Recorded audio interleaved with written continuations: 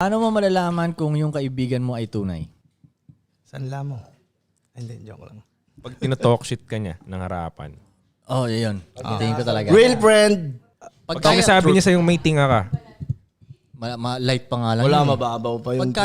Pag kaya kitang laitin ng ibaba talaga ng lahat-lahat. Yun.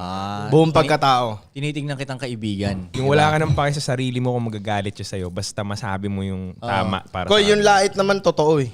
Inilalait mo minsan eh. Oo nga, totoo. Good criticism. Pero hindi, minsan talagang lait lang na lait purposes lang, Koy, di ba?